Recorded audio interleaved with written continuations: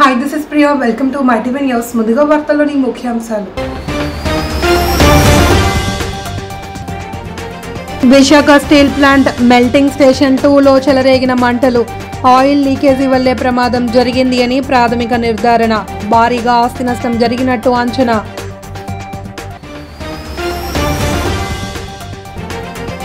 హైదరాబాద్లో 200 కోట్లతో global centre of millets కేంద్ర వ్యవసాయ శాఖ ఆధ్వర్యంలో ఈ కేంద్రం ఏర్పాటు.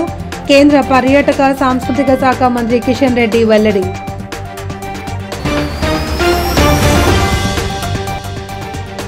లిక్కర్ స్కామ్ పై కూటమిది కట్టుకదన్న మాజీ మంత్రి సాకే శైలజానాథ్. కూటమి నేతల మాటల్లో పొంతన లేదని ఎద్దేవా. విశాఖ స్టీల్ ప్లాంట్ లో ఈ ఉదయం భారీ అగ్ని ప్రమాదం సంభవించింది. ప్లాంట్ లోని స్టీల్ మెల్టింగ్ స్టేషన్ 2 విభాగంలో ఒక్కసారిగా మంటలు చెలరేగాయి. దీంతో అక్కడ దట్టమైన పొగలు అలుముకున్నాయి. ప్లాంట్ వర్గాల సమాచారం ప్రకారం SMS 2లోని ఓ పైప్ లైన్ దెబ్బతినడంతో ఆయిల్ లీక్ అయి మంటలు వ్యాపించాయి. ప్రమాదాన్ని గమనించిన సిబ్బంది వెంటనే అప్రమత్తమై అగ్నిమాపక విభాగానికి సమాచారం అందించారు. ఘటనా స్థలానికి చేరుకున్న స్టీల్ ప్లాంట్ అగ్నిమాపక దళాలు, రెస్క్యూ టీంలు మంటలను అదుపులోకి తీసుకొచ్చేందుకు తీవ్రంగా ప్రయత్నిస్తున్నాయి. ఈ ఘటనలో ఎలాంటి ప్రాణ నష్టం జరగకపోవడంతో అంతా ఊపిరి పీల్చుకున్నారు. అయితే భారీగా ఆస్తి నష్టం జరిగినట్లు ప్రాథమికంగా అంచనా వేస్తున్నారు. ప్రమాద తీవ్రత, నష్టంపై పూర్తి వివరాలు తెలియాల్సి ఉంది.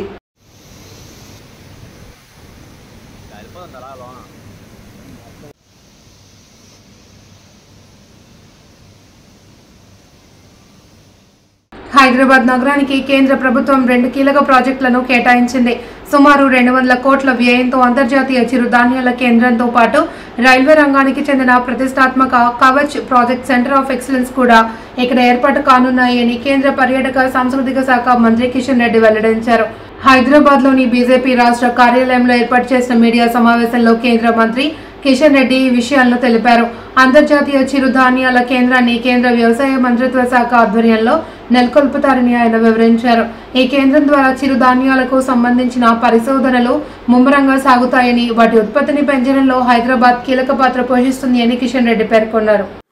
ఏదైతే ఇప్పుడు అనుకుంటున్నామో దాని ద్వారా రైతులకు కూడా ప్రాపర్ ట్రైనింగ్ కూడా రెగ్యులర్గా ఇచ్చేటువంటి ప్రయత్నం చేస్తాం. మిల్లెట్స్ ఉత్పత్తి, దాంతోపాటు వాల్యూ యాడెడ్ చిరుధాన్యాల ద్వారా వాల్యూ యాడెడ్కి సంబంధించినటువంటి ప్రొడక్ట్స్, దాని మార్కెటింగ్ కూడా చూస్తాం. ఈరోజు మనం చూస్తాను బిస్కెట్స్ తయారవుతాయి, కేక్స్ తయారవుతాయి, అనేక రకాల ఉత్పత్తులు మిల్లెట్స్ ద్వారా అద్భుతంగా తయారు చేస్తూ ఉన్నారు. ఇతర దేశాల్లో కూడా స్టార్ట్ అయింది. మనము ప్రవేశపెట్టినటువంటి మిల్లెట్స్ ఇతర దేశాల్లో కూడా వాల్యూ యాడెడ్ ప్రొడక్ట్స్ తయారవుతుంది. దీని రానున్న రోజుల్లో మన హైదరాబాద్ నగరంలో మిల్లెట్స్ సంబంధించినటువంటి వాల్యూ యాడెడ్ పైన కూడా సమగ్రమైనటువంటి పరిశోధన, దానికి సంబంధించి మరి శిక్షణ కూడా ఇచ్చేటువంటి కార్యక్రమం కూడా కొనసాగుతుంది. దానికి సంబంధించినటువంటి రీసెర్చ్ కూడా కొనసాగుతుంది. వైసీపీ అధ్యక్షుడు జగన్మోహన్ రెడ్డి లేవనెత్తిన ప్రశ్నలకు ముఖ్యమంత్రి చంద్రబాబు సమాధానం చెప్పాలి అని ఆ పార్టీ నేత మాజీ మంత్రి సాకే శైలజానాథ్ డిమాండ్ చేశారు. తాడేపల్లిలోని వైసీపీ కేంద్ర కార్యాలయంలో ఆయన మీడియాతో మాట్లాడుతూ కూటమి ప్రభుత్వం జరుగుతున్న మద్యం కుంభకోణాన్ని వైఎస్ జగన్ ఆధారాలతో సహా బయటపెట్టారని, దానికి స్పందించకుండా ఓ పత్రిక ద్వారా తప్పుడు కథనాలు ప్రచారం చేస్తున్నారని ఆరోపించారు. కూటమి ప్రభుత్వం చెబుతున్న మద్యం కుంభకోణంలో కోట్ల పేజీల సమాచారం డిలీట్ అయింది అంటూ ఆ పత్రికలో కథనం రాయించడం విడ్డూరంగా ఉందని శైలజానాథ్ అన్నారు. ఓవైపు డేటా మొత్తం ధ్వంసమైందని చెబుతూనే మరోవైపు బ్యాక్ ఎండ్ నుండి సమాచారం సేకరించామని చెప్పడం చేసిన తప్పులను కప్పిపుచ్చుకునే ప్రయత్నంగా కనిపిస్తోంది అని ఆయన విమర్శించారు. దేశంలో అన్ని రాజకీయ పార్టీలకు కూడా పంపడం వెయిట్ చేసే కాలంలో ఎప్పటిలాగే నాకు కొద్దిగా అనుభవం ఉన్న వాళ్ళు అట్లే ఊహించలేదు. కానీ ఒక బేతాల కథ అందామా, కాకమ్మ కథలు అందామా, ఓ కొత్త కథ ఈరోజు తెలుగుదేశం పార్టీ యొక్క అధికార పత్రిక అందాము, లేక అనధికార పత్రిక అందాము. ఈనాడులో ఒక వార్తా కథనం వచ్చింది. దాన్ని కథనం అందామా, వార్త అందామా అర్థం కాని పరిస్థితి. అది బేతాల కథలాగే ఉంది. అయ్యా జగన్మోహన్ రెడ్డి గారు అడిగింది ఏంటంటే మీరు ఈ ప్రభుత్వం కక్షపూరితంగా కేసులు పెట్టి దానికోసం చట్టాన్ని ఉల్లంఘించి దర్యాప్తు సంస్థల్ని చేతిలోకి తీసుకుని దుర్వినియోగం చేస్తా ఉన్న అధికారాన్ని మీరు అధికార దుర్వినియోగానికి పాల్పడతా ఉన్నారు అనే అంశం మీద మాట్లాడుతూ అసలు లిక్కర్ ఫ్రాడ్ చేసింది ఎవరు, డిస్టిలరీలకి ఎక్కువ డిస్టిలరీకి పర్మిషన్ ఇచ్చింది ఎవరు? తూర్పుగోదావరి జిల్లా రాజమహేంద్రవరం పరిసర ప్రాంతాలలో వరుసగా జరుగుతున్న చైన్ స్నాచింగ్ కేసుల విషయాన్ని ప్రతిష్టాత్మకంగా తీసుకున్న జిల్లా ఎస్పీ డి నరసింహకిషోర్ ఆదేశాల మేరకు క్రైమ్స్ అడిషనల్ ఎస్పీ అర్జున్ సూచనల మేరకు central zone DSP K Ramesh Babu పర్యవేక్షణలో Rajamahendravaram 3 town police station CI Apparao ఆధ్వర్యంలో SI Appalaraju, CCS CI Sridhar Kumar, వారి సిబ్బంది ఎస్ఐలు ఆనంద్ రెడ్డి, బిఎన్కే స్వామి ప్రసాద్, వెంకటరమణ, సురేష్ సమాచారం మేరకు ముద్దాయిని కాతేరు అండర్ బ్రిడ్జ్ సమీపంలో వెహికల్ చెకింగ్ నిర్వహించి ముద్దాయిని అదుపులోకి తీసుకున్నారు. నిందితుడి నుండి సుమారు 13 లక్షల విలువ చేసే సుమారు 130 గ్రాముల బంగారు వస్తువులను రికవరీ చేశామన్నారు. శ్రీ అప్పారావు ఆధ్వర్యంలో ఎస్ఐ అప్పలరాజు గారు మరియు సిసిఎస్సిఐ శ్రీధర్ కుమారు, వారి సిబ్బంది SS Anand Reddy, BNK Swamy, head constables Prasad, Venkataramana, constable Suresh గారులను చైన్ స్నాచర్స్ ఆటకట్టించేందుకు ప్రత్యేక బృందాలుగా ఏర్పరిచి రాజమండ్రి చుట్టుపక్కల ప్రాంతాల్లో పోలీస్ చెక్ పోస్టులు ఏర్పాటు చేసి పగలు రాత్రి నిరంతరం గస్తీ బృందాలను పెంచి సాంప్రదాయక మరియు సాంకేతిక పరిజ్ఞానం ఉపయోగించి పోలీస్ స్టేషన్ పరిధిలో 7, కోయిలగూడెం పోలీస్ స్టేషన్ పరిధిలో మొత్తం 12 కేసులు కన్ఫైజ్ చేయడం జరిగింది. అందులో భాగంగా మా దగ్గర జరిగినటువంటి 3 కేసులకు సంబంధించి దాదాపు 130 గ్రాముల బంగారం, మా దగ్గర జరిగినటువంటి 3 టౌన్లో 2, రాజానగరం పరిధిలో 1, 3 కేసులకు సంబంధించి 130 గ్రాముల బంగారాన్ని, ఆడు ఈ నేరాలకు ఉపయోగించినటువంటి యాక్సెస్ స్కూటీని స్వాధీనం చేసుకున్నాం. అదేవిధంగా అతని కన్ఫెషన్ లో కోయిలగూడెంలో 7 నేరాలు చేశానని, అదేవిధంగా జంగారెడ్డిగూడెంలో 7 నేరాలు, కోయిలగూడెం 2 నేరాలకు సంబంధించిన గోల్డ్ కూడా ముత్తూట్ ఫైనాన్స్ లో ఉన్నట్టు మాకు చెప్పారు. ఈరోజు ఈ ముద్దాయిని అరెస్ట్ చేసి అతని దగ్గర 130 గ్రాముల బంగారం, సుమారు 13 లక్షల రూపాయలు ఇల్లు గల బంగారం స్వాధీనం చేసుకుని మిగతా కేసులకు సంబంధించిన బంగారం ఇతను రిమాండ్ చేసిన తర్వాత పీటీ వారెంట్ మీద వాళ్ళు తీసుకొని పోలీస్ అతను దగ్గర నుంచి జంగారెడ్డిగూడెం సంబంధించిన 7 కేసుల ప్రాపర్టీని, కోయిలగూడెం సంబంధించిన 2 కేసుల ప్రాపర్టీని కూడా వాళ్ళు స్వాధీనం చేసుకోవడం జరుగుతుంది. అరెస్ట్ కాబడిన ముద్దాయి వివరాలు: ఇతని పేరు దేశాల ప్రవీణ్. అనకాపల్లి జిల్లా సబ్బవరం సమీపం రావులమ్మ పాలెంలో హనుమాన్ జయంతి వేడుక ఘనంగా నిర్వహించారు. మేళతాళాలు, బాజా భజంత్రీలు, మహిళల కోలాటాల ప్రదర్శన ఆద్యంతం ఆకట్టుకున్నాయి. అనకాపల్లి పంచాయతీ రాములమ్మ పాలెంలో ఓ సామాన్య కుటుంబంలో జన్మించి నేటికి మంచి పేరు ప్రతిష్టలు, ప్రజాభిమానం పొందిన వ్యక్తి చొక్కాకుల వెంకట్రావు. ఆపద అని తన దగ్గరకు వెళ్లిన వారికి తన వంతు సహాయం చేస్తూ నేటికి కూడా సుమారు 15 గ్రామాలలో కాక జిల్లాలోనే పేరు ప్రఖ్యాతులు సంపాదించుకున్న వ్యక్తిగా నిలిచారు.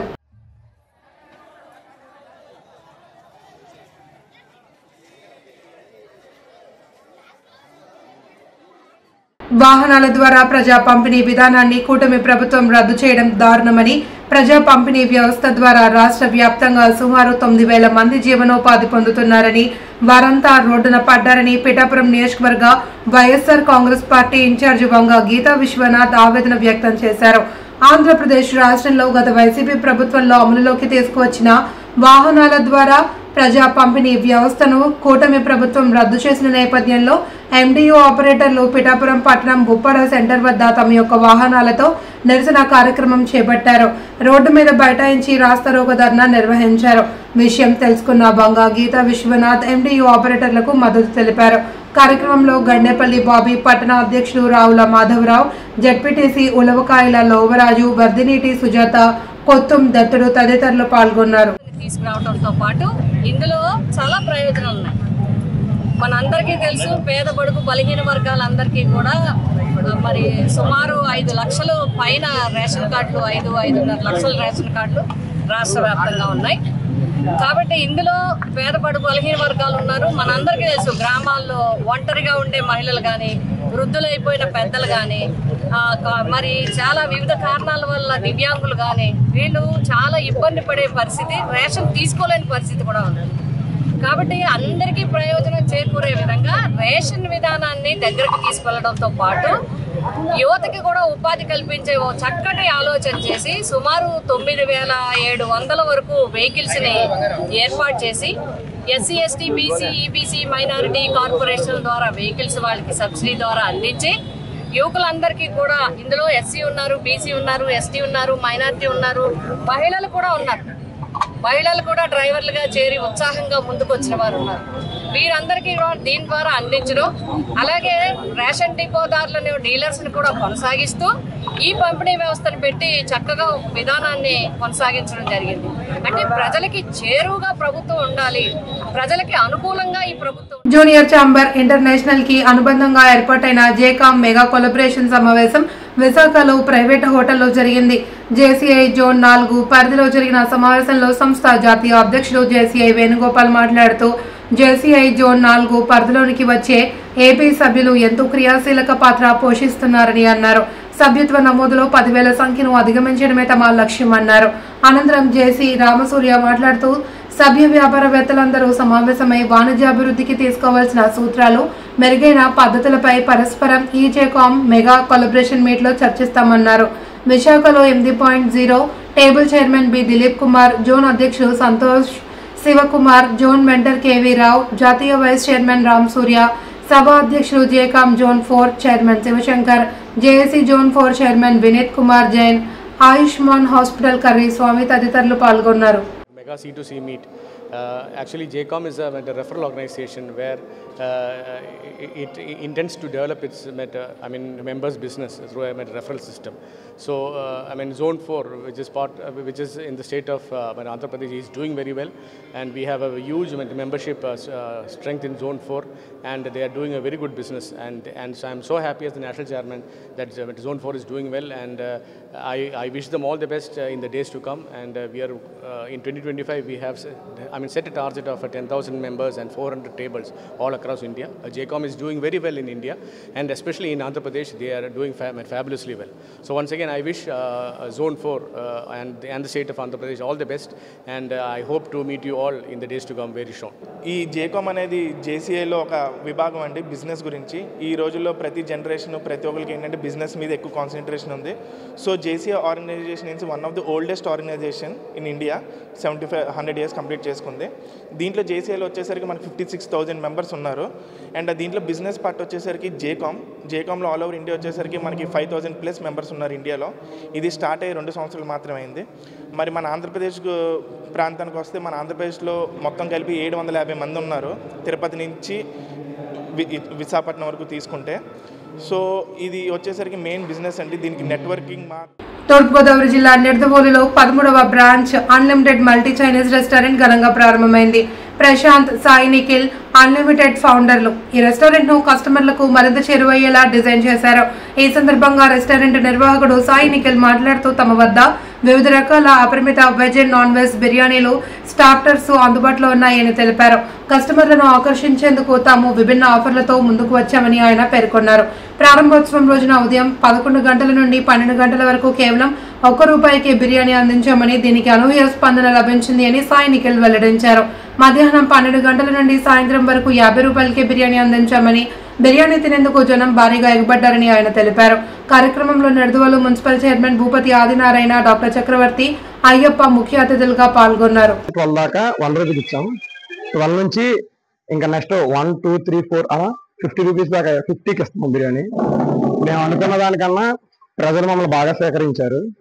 మేము ఒక 4,000 అనుకున్నాం బిర్యానీలు, కానీ ఇప్పుడు అది 5,000, 6,000కి వెళ్తుంది. కానీ మేము ఆపలేదు, ఇంకా ఇస్తానే ఉన్నాం, ఇస్తాక రెడీగా ఉన్నాం. దాని సందర్భంగా మేము ఏం చేస్తాం అంటే 12 నుంచి 1 గంట దాకా ₹1 బిర్యానీ ఇవ్వడం జరిగింది.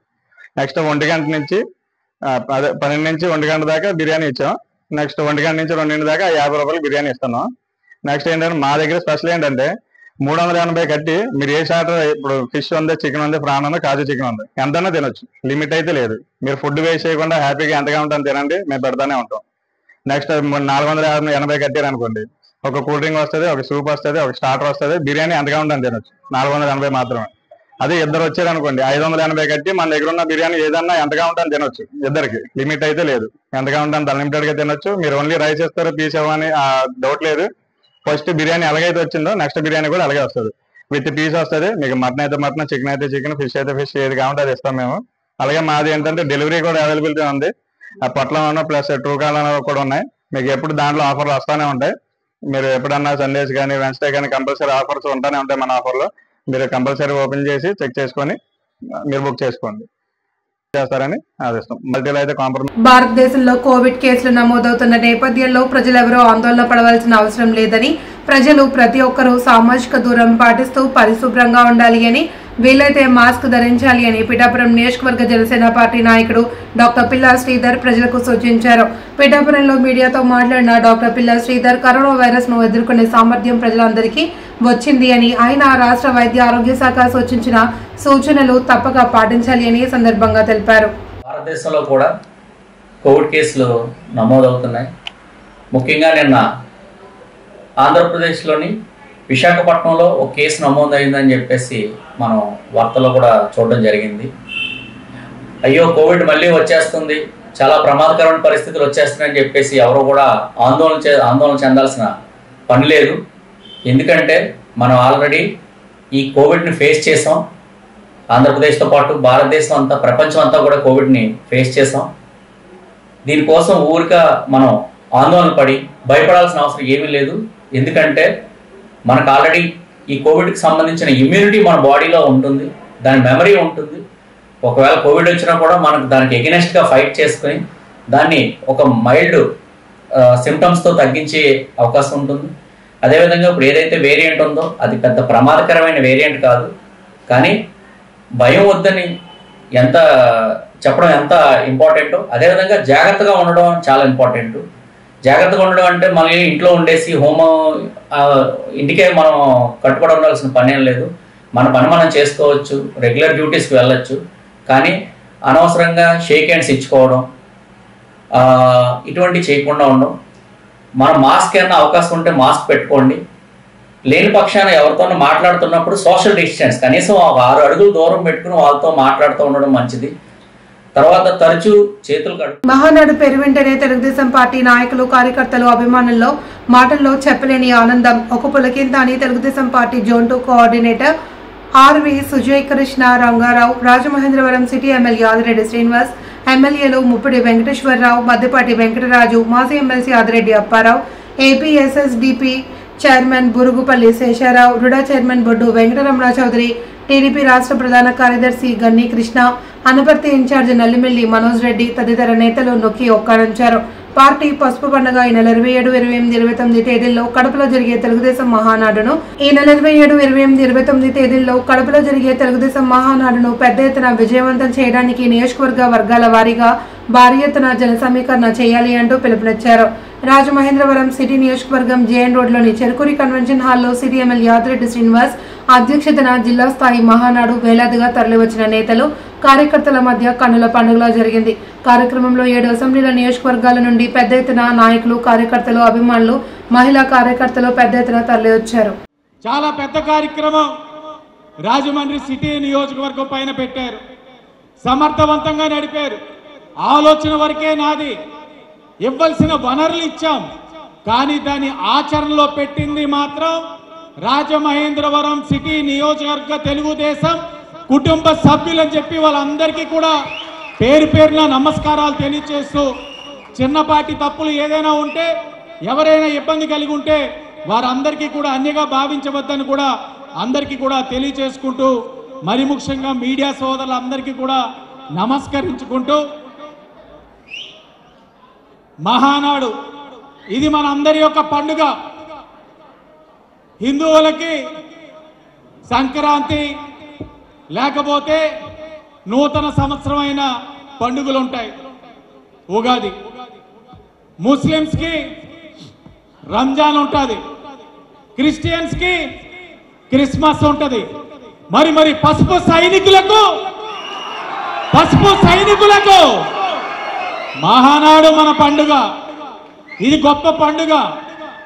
చాలా ఆనందం కలిగించే పండుగ. కుటుంబ సభ్యులందరూ ఇక్కడికి రావడంతో పాటు విశ్వవిఖ్యాత నట సార్వభౌముడు అన్న నందమూరి తారక రామారావు గారి యొక్క పుట్టినరోజుని పురస్కరించుకుంటూ చేసే కార్యక్రమం ఈ మహానాడు కార్యక్రమం. ఈ తెలుగుదేశం పార్టీ ఎంతో క్రమశిక్షణ కలిగిన పార్టీ, అసలు సిసలైన కార్యకర్తలు కలిగిన పార్టీ.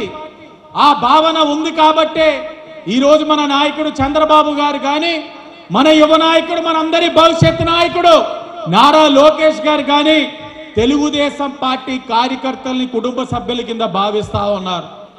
కుటుంబ సభ్యుల కింద భావించడమే కాదు, ఆ కుటుంబానికి అన్ని విధాలుగా కూడా భరోసా కల్పించే విధంగా కార్యకర్తల సంక్షేమానికి అధిక ప్రాధాన్యత ఇస్తూ కార్యకర్తల యొక్క సభ్యత్వంలో ఇన్సూరెన్స్ ని కూడా కలిపిన ఏకైక పార్టీ తెలుగుదేశం పార్టీ.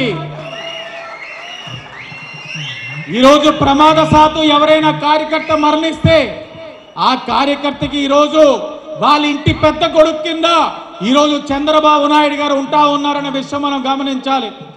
ఇదే నియోజకవర్గం రాజమండ్రి సిటీలో ఒక కార్యకర్త, జెండా మోసిన కార్యకర్త చనిపోతే మెంబర్షిప్ ఉన్నది, మరి ఆ కుటుంబం కూడా ఒక విధంగా ఆలోచించుంటారు.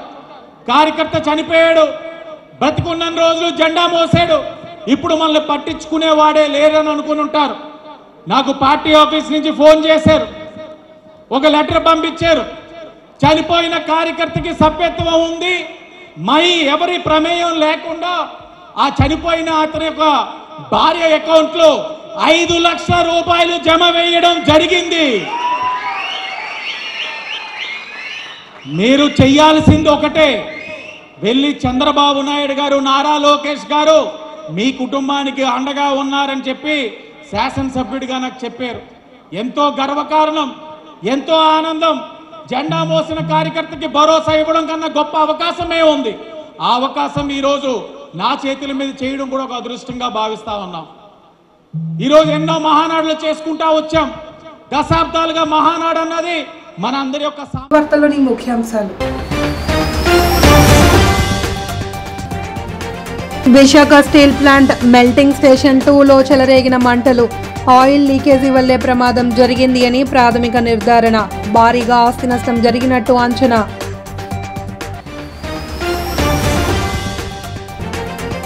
హైదరాబాద్లో 200 కోట్లతో గ్లోబల్ సెంటర్ ఆఫ్ మిల్లెట్స్. కేంద్ర వ్యవసాయ శాఖ ఆధ్వర్యంలో ఈ కేంద్రం ఏర్పాటు. కేంద్ర పర్యాటక సాంస్కృతిక శాఖ మంత్రి కిషన్ రెడ్డి వెల్లడి.